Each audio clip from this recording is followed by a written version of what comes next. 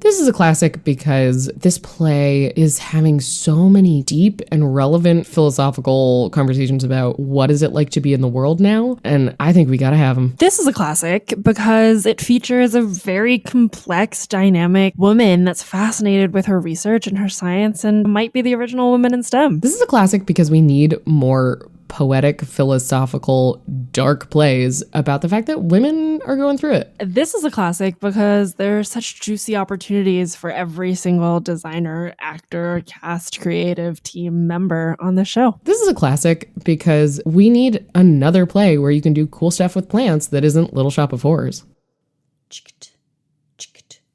This is our history. This is our legacy.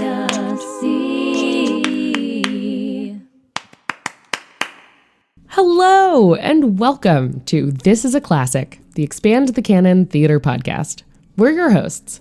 I'm Kalina, a literary person and dramaturg and curator of Expand the Canon. And me, Emily Lyon, artistic director of Hedgepig Ensemble Theater and curator for Expand the Canon. Expand the Canon is a program of Hedgepig Ensemble, a Brooklyn-based company that reimagines the classics, creating a legacy of storytelling with gender equity at its core. Today, we will be discussing The Verge by Susan Glaspell. Ooh. If you were to go to our 2023 list online, and you should, what is our pitch for this play, Kalina? If you're looking for a tragi-comedy where the lyric insight of Virginia Woolf meets the electric cruelty of Hedda Gabler, consider this post-war portrait of a woman created and creating through destruction. Claire Archer attempts to transcend the constraints of modern life through the breeding of new plants, despite a literal Tom, Dick, and Harry trying to stop her. As the blossoming of her latest creation approaches, her sanity is called into question, and tensions around her unique way of life explode. A piece that is by turns devastating philosophical portraiture, droll farce, and scathing feminist cry, The Verge comes together in a pressure cooker analysis of prescribed womanhood. Usually we ask our dramaturgs to write a first draft of our pitches for the play, and shout out to James Labella, who I think just kind of straight up wrote that, and I was Nailed like, it. yeah. Ooh, scathing feminist cry. I know, a literal Tom, Dick, and Harry? So true. I do love the literal Tom, Dick, and Harry thing. That is so funny. When people ask me about this play, I've sort of been calling it a mashup of Mackinac meets Little Shop of Horrors. Ooh, I love that description. Yeah, I think it is actually quite apt. And it's, coming from that same kind of moment in time as Mackinac, with the darkness and the feeling of being trapped in the expectations of womanhood and having some liaisons, and also the sort of absurdity of our expectations of women and also life in general. Plus it has plants. Plants, yeah. Plants are like a little bit dangerous in some ways. Yeah, and I think there's also something a little more, I don't want to say juicy. Juicy isn't maybe the right word, but it's kind of the inverse of Mackinac in a way, because Mackinac is so about the mechanics of life, and this is so about the otherness of life and growth and plants and being. I have to confess that I've actually never read Mackinac, so I'm really just here nodding along to everything you're saying, because I'm sure it's very true and smart. That is so interesting. I feel like Mackinac was one of 3 plays that I remember having to read by women. It was Afripen's The Rover, which I hate, and anyone can feel free to email me if they want to talk about it. And it's like the way that we should stop doing Tammy the Shrew and do Bold Stroke for a Husband instead. We need to stop doing The Rover and do Lucky Chance instead. Thank you so much. So true. And then we skipped a couple hundred years and read Mackinac, which I think was definitely written in the 1920s. Hold on. Well, sure, because didn't you know that women just didn't write in those couple hundred years, obviously? Yeah. They wrote one play about, having a woman be almost raped 3 times. And then we're like, let's just sit this one out. Yeah. And then Mackinac was written in 1928. We read that and it was like German expressionism. Ladies were sad. No kidding. And then actually the other play that we read by a woman was actually by Susan Glaspell. Oh, it was a short Trifle? play. Yes, it was Trifles. It was Trifles. I feel like that's the play everyone knows by her. Yes, that's the one I know, but would love to have also read The Verge, as I don't know if our podcast listeners know this, but I was in fact a woman in STEM in college and probably would have found some resonance in this play. Yeah. Should we get back to The Verge? Yes. But I also feel like we're sort of circling this question of like, why is this a classic? Why, what do we love about it? And kind of what drew us to putting this on the list. And it's so funny because Kalina, I think you joined us as a curator 2 years ago. I did. And I think we had read this initially. Yeah. And I remember maybe in 2020. I think I remember that meeting of like we were scrolling back through our list and we're like, hey, maybe we should look at some other plays that we'd loved in the past. And we were just like scrolling through our big database and you all were like, wait, this play. We loved this play. And so I remember reading it and being like, yeah, this feels like a great addition. I always love when we find plays by a playwright that like has one piece that's really well known, but their other pieces are also very good. And so I think I loved that this was like, yes, I know Susan Glaspell from Trifles, but The Verge is like a full length, like just as like beautiful and layered piece, probably even more layered because it's longer as Trifles, and everyone should be reading it in college and doing it. Yeah, I think for me, there's so much complexity. I feel like every time I read this play, I'm discovering new things. As I was rereading it for this podcast recording, I was like really latching on to set this time around. I was like thinking a lot about sort of the greenhouse of it all. There's both like the plants that are just sort of like looming around us at all times because we're quite literally in a greenhouse growing plants, and this edge vine that's sort of like creeping around on the back wall. But I was also thinking about the transparency of the glass and like thinking about being able to see but not hear the outdoors, and like what does that barrier mean for this cast of people and sort of the multiple like metaphors and layers and all of that. Yeah, that was really standing out for me this time around. Totally. It is so specific, and it's so clear that Susan Glaspell is really an active theater maker. You're hitting on something so smart too about the layers and thinking about how are we going to layer this play? And I would love to talk to a set designer when someone hires me to direct this. Because there's two main sets in the play. There's the greenhouse, and then there's this tower that she's in. And I wonder which is inside which. Like, does the tower like drop down inside the middle of this greenhouse, and that's how that kind of happens? Is it the inner layer of something that other people get to be in, or do we have $1 bajillion and somehow it's a rotating set? I don't know. Yeah, like what are the different containers? It feels a little bit, what you're describing feels a little bit like a nesting doll, and I'm like now thinking about the play as a nesting doll of like, as we take each layer down, like what's revealed underneath. And I love the word containers too. I think this play is so much about how women are contained, and specifically how Claire does not want to be contained. And I think that what you were saying earlier too about, there's all this life around, there's all these plants around. There is so much life around, and I think it is a really interesting juxtaposition between what is natural life and what is not natural. What is this like plant and organic matter, and what do humans in society think is natural?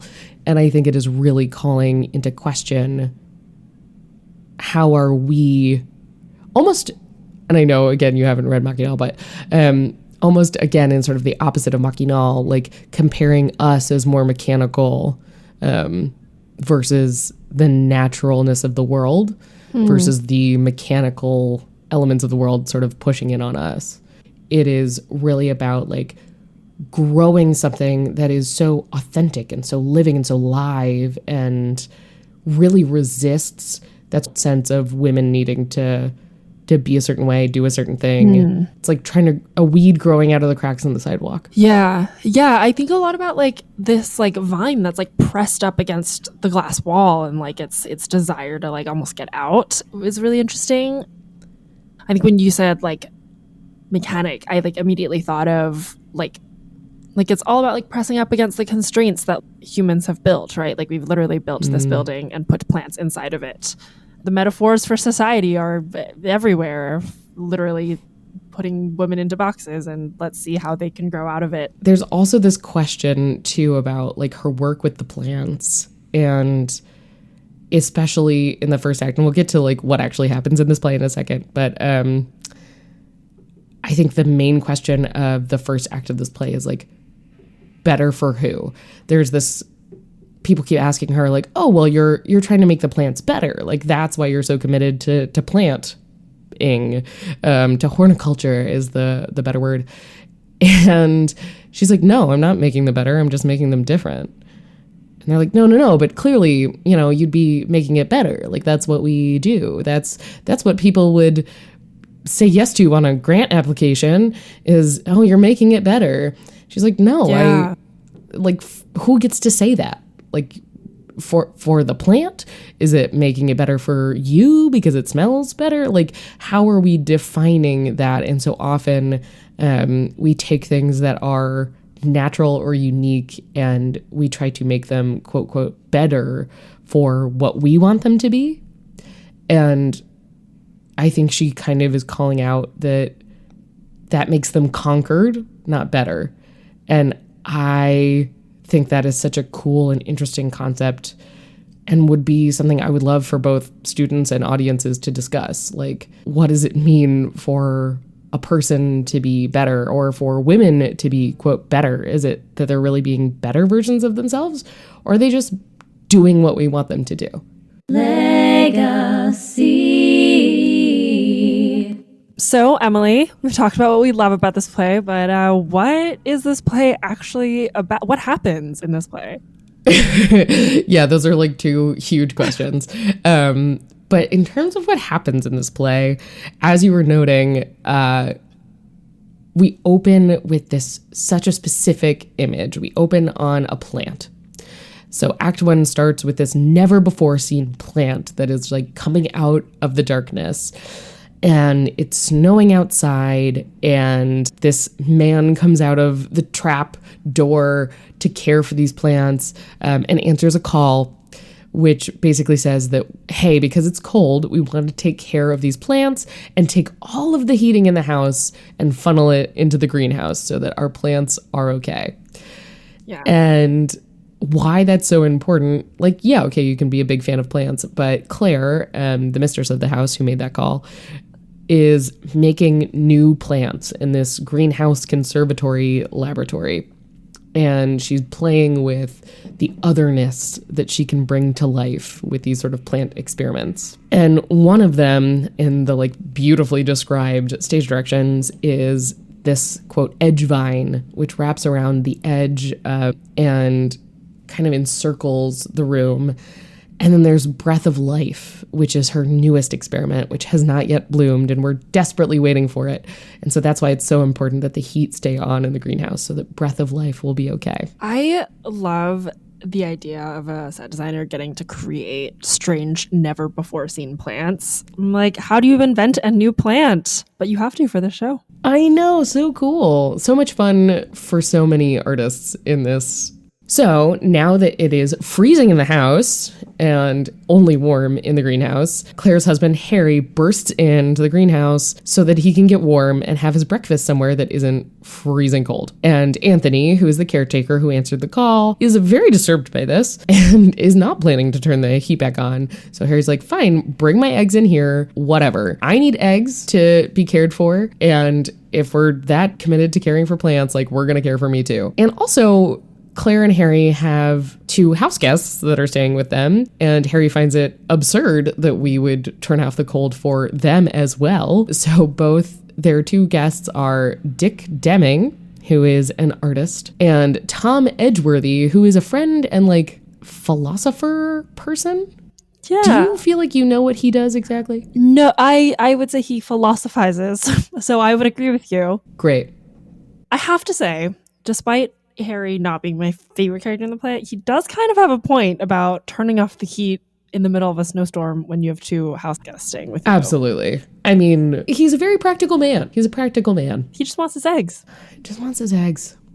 And he wants his salt. He wants salt on his eggs. That's which true. is a key element here, as they've forgotten the salt.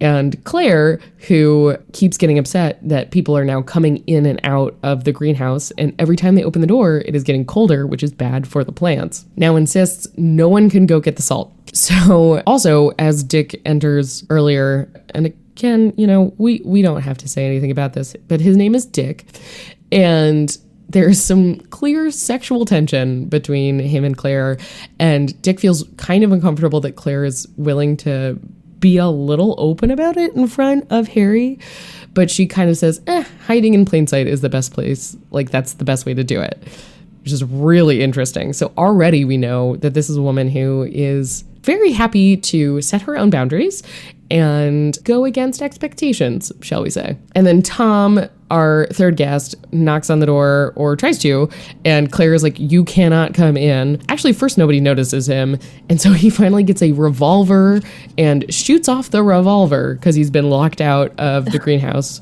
which of course you're like, okay, so Chekhovian. Very. Where is this revolver going to come back? No spoilers, kind of. I don't know. But Tom has a very different connection to Claire. So Harry is her husband. Dick is her, I guess what the kids would call these days, side piece? I don't know. But Tom and Claire have this really loving friend relationship, and they feel kind of really connected in that way. And the two other men note that Claire always listens to Tom, and I think Tom usually always listens to Claire. So Claire sort of jokingly tricks Tom into going to get a condiment, but she basically implies that he should get pepper instead of salt, which makes Harry very annoyed, but it's kind of funny. And we find out in this scene that, well, so Harry eventually asks Tom if he's in love with Claire, and Tom said that that's kind of a too simple description, but yes, he does care for Claire. And that's actually one of the reasons that he has decided that in a couple days he's going to go away to India and never come back. Yeah, it's such an interesting relationship that Claire has with each of these three men. They're so distinct, and yet the way in which she relates to Harry, her husband, to Dick, her side piece, as you've described him. I'm so sorry.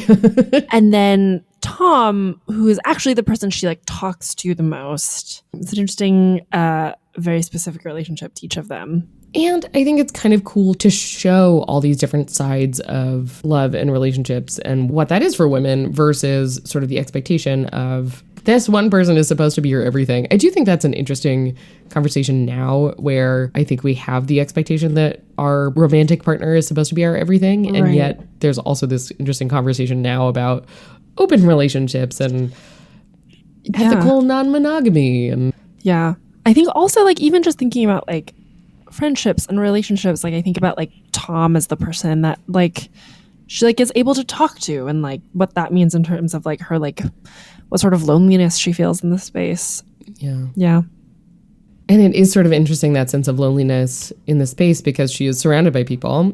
And actually, she will be now surrounded by yet another person. Claire has a daughter, it turns out, from a previous marriage. So she was married to a, quote, stick-in-the-mud artist, which I think is such a fun turn of phrase. I don't feel like I hear of a lot of stick-in-the-mud artists. No, not, yeah. Claire's daughter, Elizabeth, has just finished school and is going to come stay. And she's arriving later that day. And it's very clear that Claire does not really care about Elizabeth's arrival. She's much more focused on the health of the plants. And unlike her plants, she quotes that Elizabeth is finished. She has grown. She's done. That experiment has completed. So she's going to keep her attention on the things that are unfinished. So in walks Elizabeth, who is, quote, finished. And she is a very well-mannered 17-year-old. And she knows her mom's MO. So she's not surprised when her mom seems more distracted by plants than in warmly greeting her. And Elizabeth even kind of beats up herself a little bit. She's like, oh, well, I don't do anything interesting. I just do, quote, what one does, which is this recurring theme in the play as well, of Elizabeth really tries to fit in and be a good girl in society. And I think that that is part of what makes Claire so disinterested in her. I think it's interesting, this moment also of like meeting Elizabeth. I think before Elizabeth walks in, it was so easy for me to be like, yes, these three men are kind of annoying and they keep disrupting Claire's work, and like to really be on Claire's side. And it was interesting for me to clock my own personal biases of like, when Elizabeth enters and Claire's like complete disinterest in her, I'm like, oh, Claire is not perfect, because I actually do believe that her daughter deserves her love and attention. And so it was an interesting moment of me being like, oh, it's interesting that this is like a moment when Claire falls a little bit in my view because of my ideas of like what daughter-mother relationships should look like, or like what caring for a child means. Absolutely. It's such a great complicating moment for Claire's character and for Elizabeth. Like, I think everybody in the room ends up looking more complicated than anybody comes out looking good. And it's really interesting because Elizabeth clearly admires her mother for her work with the plants and actually offers to help, tend the plants and add, as she says, add to the wealth of the world. But this is actually when Claire is like, no, that's not what I'm doing.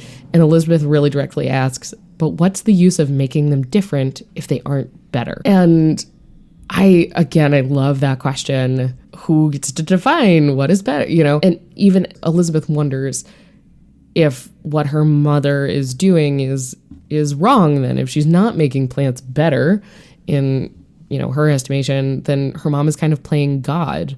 And the idea of a woman playing God seems wrong, seems scandalous. Claire actually starts to kind of mock Elizabeth with that sense of playing God and starts singing Nearer My God to Thee, which is a theme that keeps coming up, this musical theme that recurs through the play. And suddenly Claire sees the comparison between the limited vision of Elizabeth and how she has been contained, and now starts seeing it in the Edgevine, this thing that she has made but hasn't been thriving the way that she wants it to, and seems to be turning back on itself. So Claire, frustrated with Elizabeth and determined to make sure that they are all moving past their limits, takes hold of the Edgevine and rips out the roots. Wow. What a way to end. Like, that is, like, it's this thing that we've been seeing thriving the entire time, and we keep hearing about her passion, and she has end of Act 1, she just pulls it out. If it's too scared to break through, then she doesn't want it. The next day, it's the next afternoon, and we start Act 2 with another striking physical image. We're now in a not quite circle tower, and it's an imperfect circle. It looks like it's supposed to be round, but it has these weird edges to it. And apparently, as we learn, that's one of the reasons that Claire fell in love with the house, and it kind of seems like that's where she holds up. Like, that's her safe space, is this sort of twisted, contorted tower. I love that. I love that she loves things that are like not quite the thing it's supposed to be. Yeah.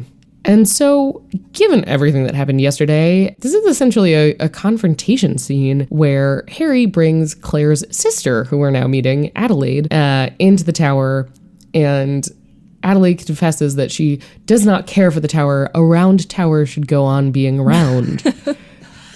Which I think is such a good encapsulation of how Adelaide is different than Claire. Like, you're like, oh, okay, I know exactly who you are now. And the two of them confront Claire with the intention to help. We don't hear exactly how she heard. I don't know if Elizabeth called her, but she had been caring for Elizabeth previously. Clearly, she has heard that it has not gone well in 24 hours.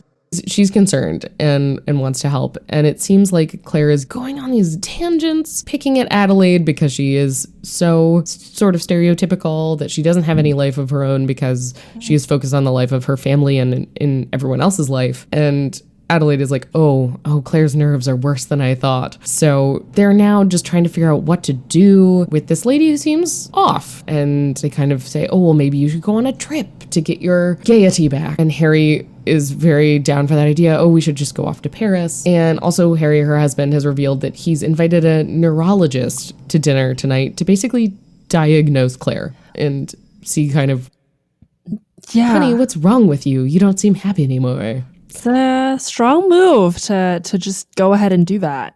Yeah, it's, it's a complicated thing when there is someone in your life who you care about, and maybe it does not seem that they are doing what you think is right for their care. Like, this is that delicate balance of mental health, and how do we... Right. How do we help someone that may not be ready or want or need help. Yeah. And I think that is such one of the core conversations of the play. And I think that's one of the many things that makes it feel timely. So Adelaide has this offering of, I had this new thought. Maybe you should think of Elizabeth as a plant and start caring for her that way, like you do with your plants.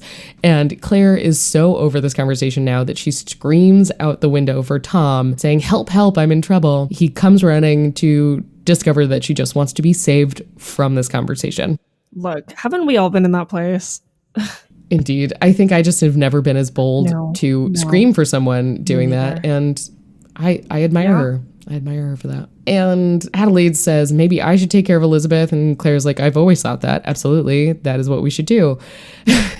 But there is this really interesting moment where we mention that Claire actually did have quite strong mothering feelings towards the kid that she and Harry had.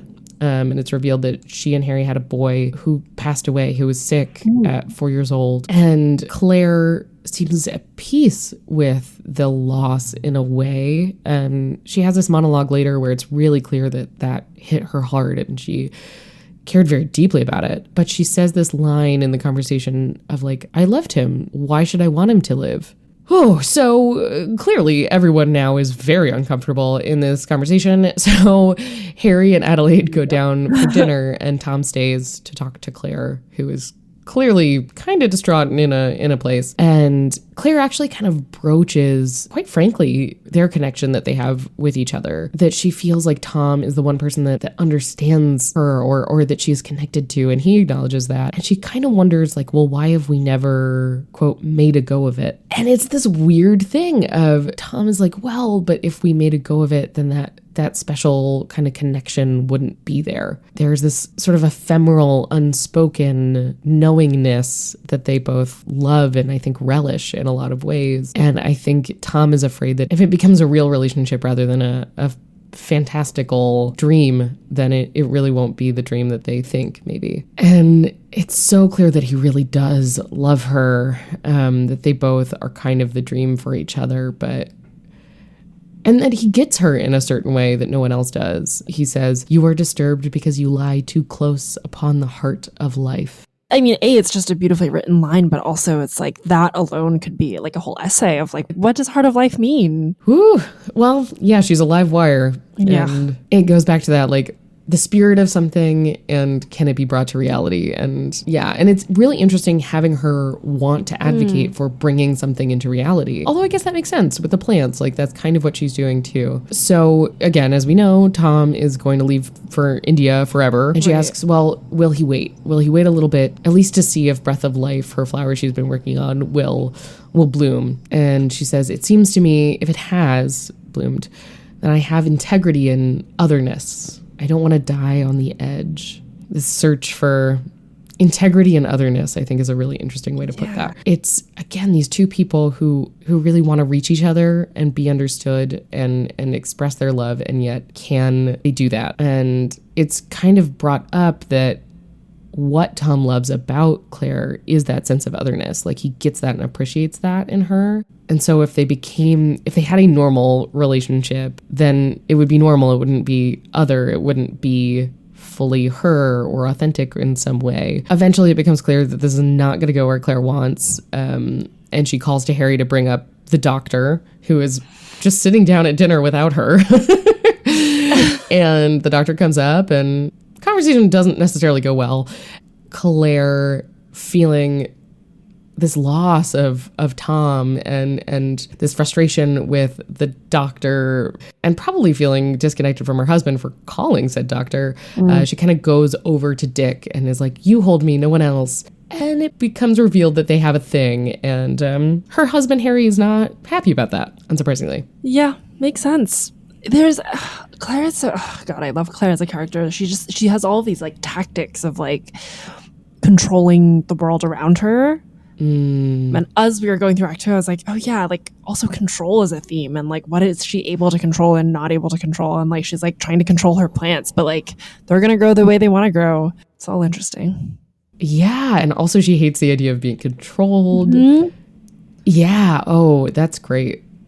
Totally. Good stuff in this play. Go read this play, everyone. So, with that reveal in mind, the next morning, Dick bursts into the greenhouse, hiding from Harry, who is chasing him with a revolver. Sorry, that's not funny, but it's a little But it funny. kind of is. Like, Susan Glaspell's brilliance in this play is like she's dealing with such crazy heavy stuff and yet is constantly threading in these like funny one-liners and like sarcastic witticisms. My God. For example, Anthony, who is the caretaker of the plants, sees these two men and says, well, he can't be shot in here. Quote, it's not good for the plants. Of course. I mean, yeah. Yeah. You can't. You gotta take care of the plants. Especially today, because breath of life is supposed to flower today. So today would really be a terrible day to shoot someone and break the glass of the greenhouse when such an important plant is about to flower. And before anything can really happen, Claire actually interrupts as well and ends up taking the gun from Harry, which is great. He is really disarmed by her entrance and her phrasing and her everything. And in the middle of all of this, Tom enters to say goodbye, that he's going to India. And luckily, in that moment, Anthony notices, oh my gosh, it is now time. Breath of life has flowered. We were going to check it at 11 and it's now 11. And Claire is too afraid. Claire is afraid to go into the other room and see if breath of life has done what she's hoped it would do, if it has taken on like the heart or the spirit that she was hoping to bring into reality. Yeah. So she says, bring it in here. I can't go to it. Bring it in here. And he does. And this plant that she's meant to make has succeeded. It's thrived and she has integrity in her otherness. Does the play end there, Emily? If only. If only. That would be such a different play, actually, in so Very many different ways. play. Oh, man. So she's there, like, being with this, yeah, almost like, I don't want to say her third baby, but kind of. She's there just, like, being with this plant. And the men leave, but Tom comes back. And he says, like, there's something about you looking into this plant, your otherness and the integrity of your otherness being confirmed.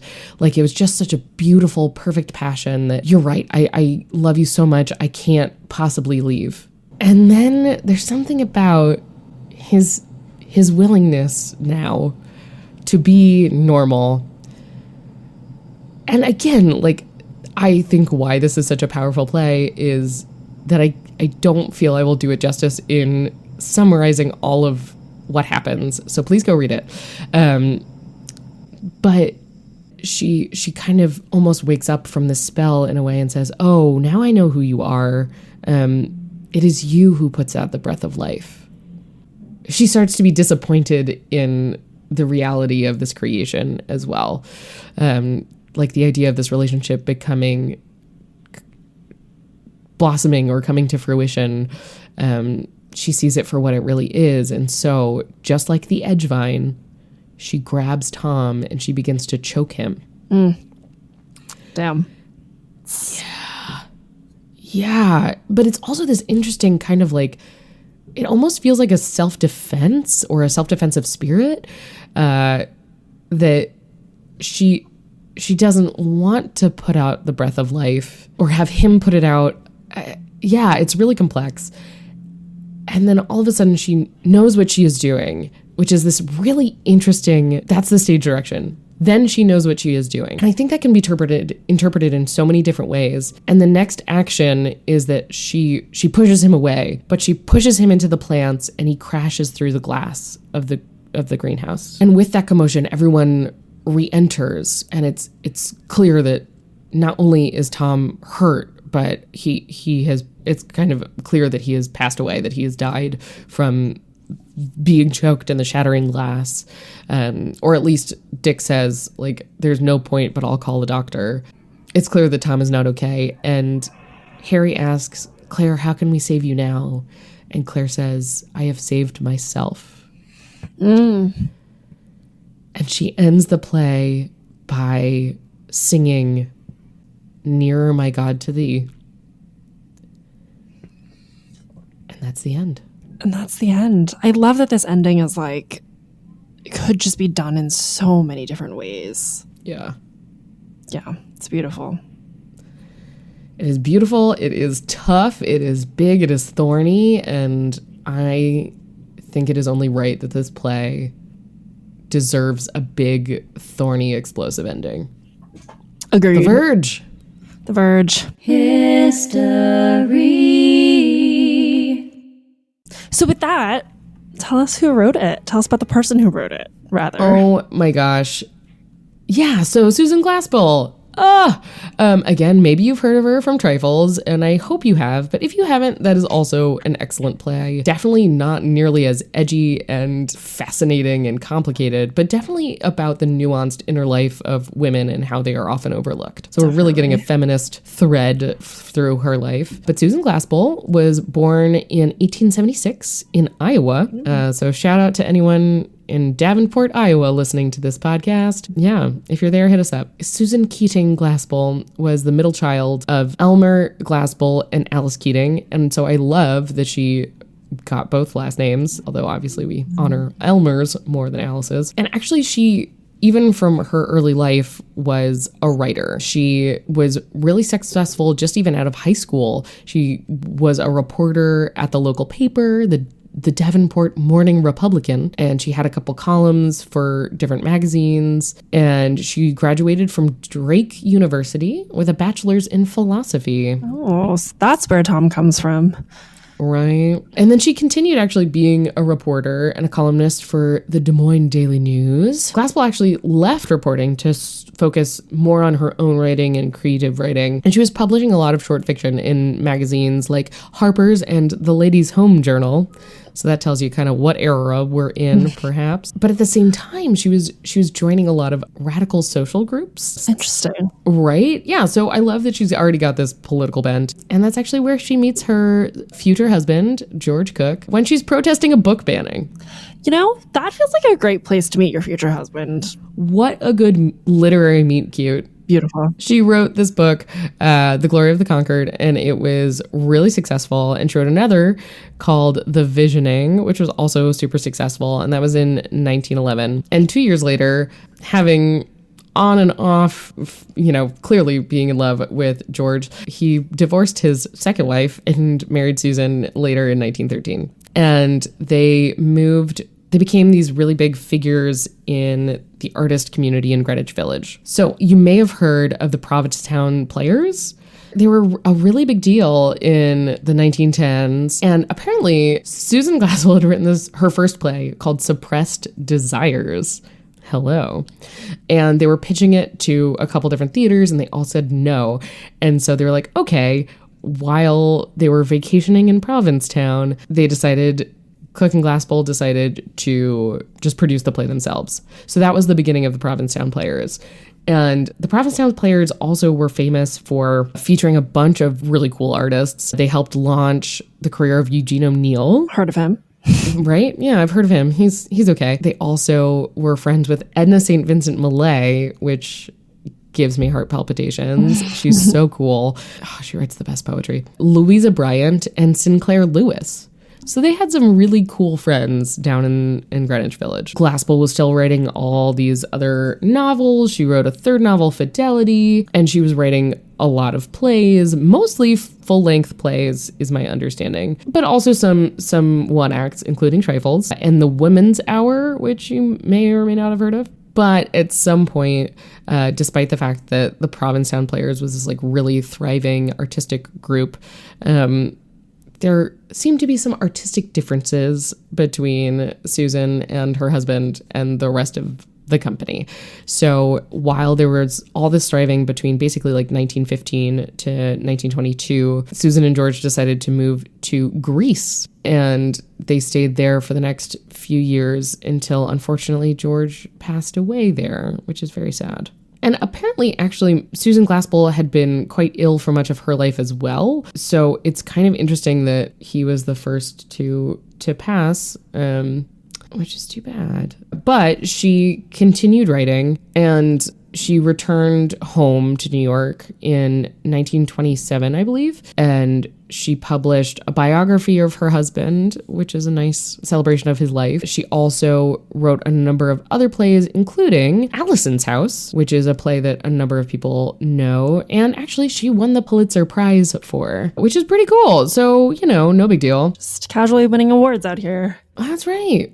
And then, in the 30s, she was appointed to work for the Federal Theater Project back when we, supported the arts on a national level. Ha ha ha. And she was the head of the Midwest Play Bureau, which is pretty cool. And I just think there's such poetry in this, too. Her last play was called Springs Eternal, which she wrote in 1945. And she unfortunately passed away in 1947, just a few years later, while she was still advocating for, against book banning and still politically active, obviously, if the content of her plays was not making that obvious.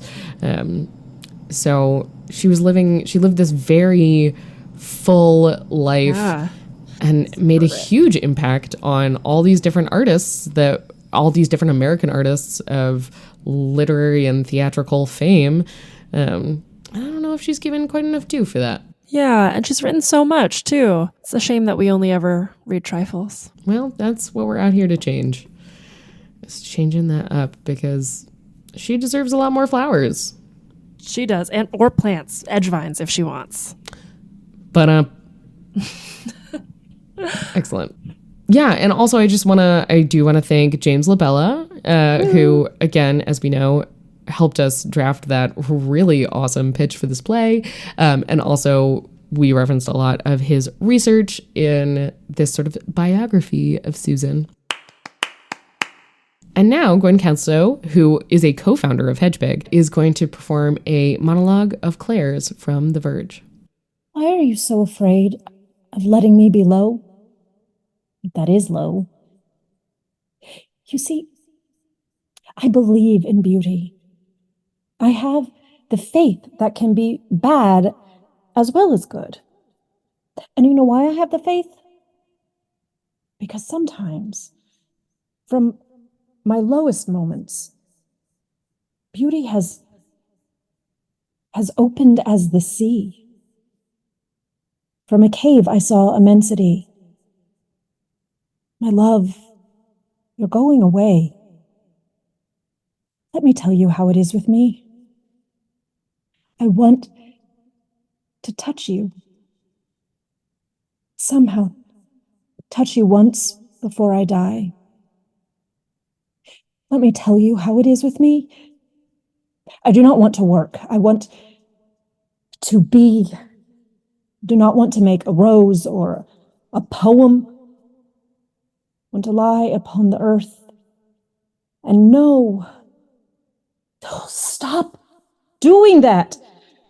Words going into patterns. They do it sometimes when I let come what's there.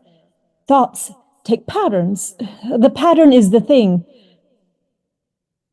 But let me tell you how it is with me. All that I do or say, it is to what it comes from, a drop lifted from the sea. I want to lie upon the earth and know, but scratch a little dirt and make a flower, scratch a bit of brain, something like a poem. Oh, let what will flow into us and fill us full and leave us still. Wring me dry and let me fill again with life more pure.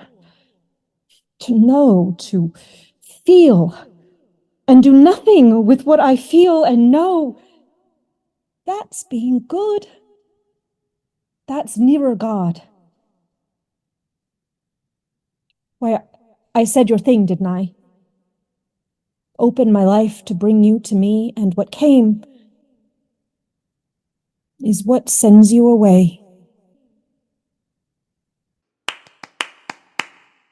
Thank you for joining us for this episode of This is a Classic, the Expand the Canon podcast. If you believe in the importance of expanding the canon and you should, please give us a 5-star review and subscribe to this podcast. And then hit the share button and forward it along to a friend, a colleague, a professor, or that friend who thinks they want to produce Little Shop of Horrors again and are wrong.